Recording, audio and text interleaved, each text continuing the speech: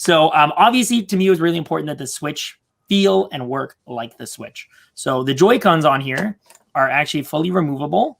They've got, a little, I figured out a little method. I got some brackets on the back here. They slide into one of the longer door rails. And then I've got a clip on here, a bar in there. So when you slide and lock that in, you get a pretty satisfying click from that. So both the Joy-Cons are removable. And then the actual game or system has like a removable game cartridge. So you can take this bad boy, take it from powered off, turn it around, slide it in, and then all of a sudden, bam, you have, Animal Crossing here, for example.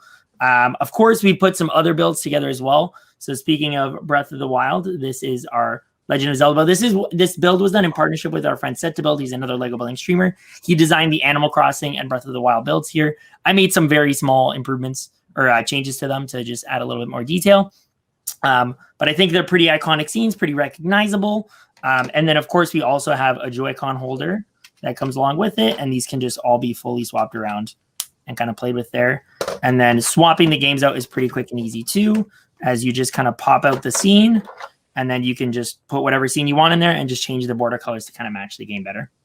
I think, Nick, I think like if we're playing golf, I think you need to have like a Lego building handicap applied to you to kind of bring you. Can we bring you down? Like just to even the match. Right. You spend enough time doing something, you get pretty good at it. I've been building pretty much my whole life. And I got to say, like this, like I surprised myself with this build in a lot of ways. Like I didn't think I would get the whole clicking and sliding thing. I listened to that well video done so many times that when you posted that, I was like, is it clicking?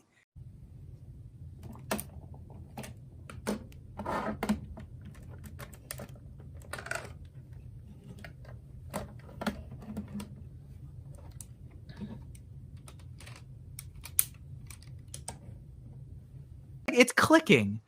I sent that video. I sent that video to all of the Nintendo Switch players that I know, and they enjoyed it. Oh, awesome! Thank you. That's super cool.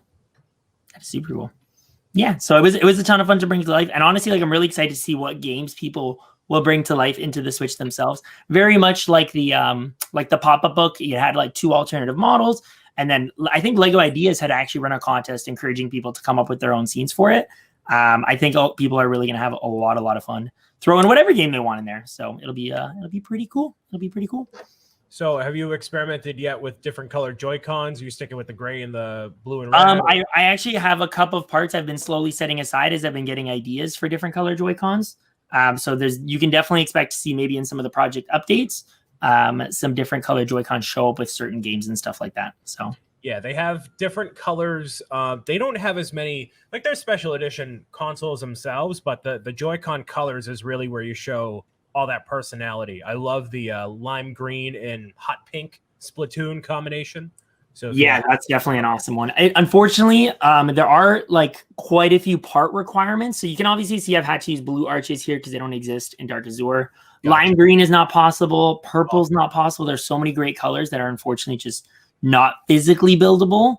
But luckily I found a couple that are going to work. I'm also going to do some non-existing controllers, but in some fun schemes that people are going to hopefully love and recognize. So, and honestly, thank you to everyone in the chat who's very excited about the build. It's definitely super cool.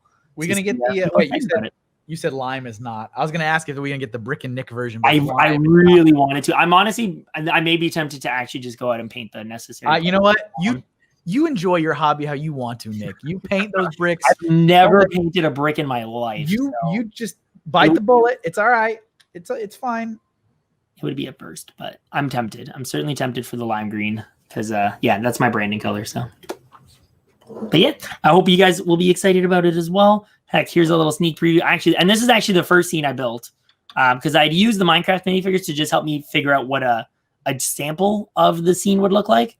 But then I actually went ahead and did a full-on one, and I got to say, I really like the way that like I was able to kind of capture a little bit of that blockiness of the game. So, and I'm excited to see what other games we're gonna be able to come up with along the way.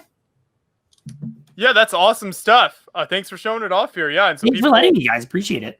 And just seeing all that process come together too live is like incredible. And like it's good that you can share it with other people too, because that process, you know, you could probably get lost inside of your own head of what it's like to build something. But then if you have a chat either helping you or just like jogging something, then it's a different sort of a process. So it's a good insight to like somebody who knows what they're doing and just watch it all unfold.